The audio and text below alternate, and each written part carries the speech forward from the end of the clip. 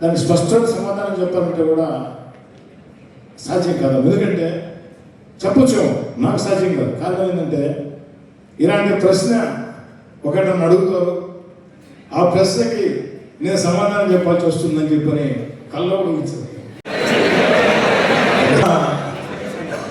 కవిత రూపంలో చెప్పేస్తానమ్మా. జీవితం అనే ఒక ఎడారిలో, జీవితం అనే ఒక ఎడారిలో స్నేహాలు ఎండమావులు, పరిచయాలు ఇసుక తుఫానులు, అయినా లేకపోలేదు అక్కడక్కడ మీలాంటి ఆత్మీయత వయాశిస్సులు. కాబట్టి జీవితం అనేది ఏమిటి అంటే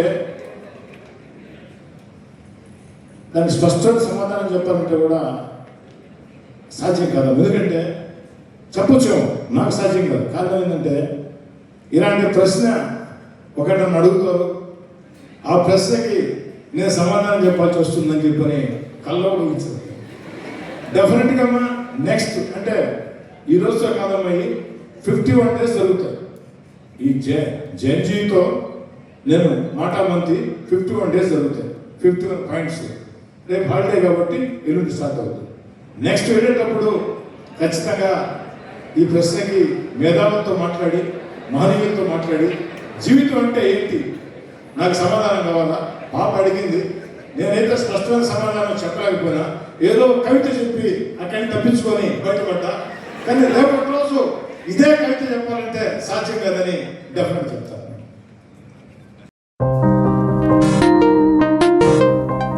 హలో సత్యం, నాన్నకి ఉన్నట్టుండి మూతి వంకరపోయింది, కాలు చేయి కదిలించడం లేదురా, పెరాలసిస్ అనుకుంటా.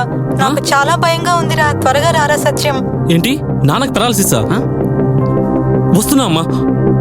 కంగారు పడుకు సత్యం, వెంటనే మీ నాన్నని ఎన్ఎల్ హాస్పిటల్కి తీసుకుని వెళ్ళండి. పెరాలసిస్ వచ్చిన 4.5 hours లోపల ఇంజెక్షన్ చేస్తే పెరాలసిస్ నుంచి రికవరీ అవ్వచ్చు. అవునా? సమయానికి చేతిలో డబ్బులు కూడా తక్కువ ఉన్నాయి. మనలాంటి సామాన్యుల కోసమే సామాన్యుడికి సైతం కార్పొరేట్ వైద్యం అనే నినాదంతో ఎన్ఎల్ హాస్పిటల్ మనకు తోడుగా ఉంది. అక్కడ 1-2 వెల్ ఎక్స్పీరియన్స్డ్ న్యూరాలజిస్ట్ డాక్టర్లు అందుబాటులో ఉన్నారు. వెళ్ళిన వెంటనే సమయం వృధా అవ్వకుండా ట్రీట్మెంట్ మొదలు పెడతారు.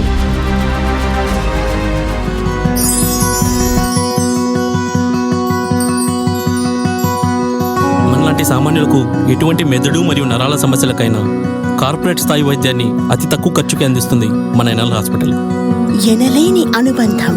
NL hospitals, opposite water tank, Magunta layout, near Annamayya circle, Nellore.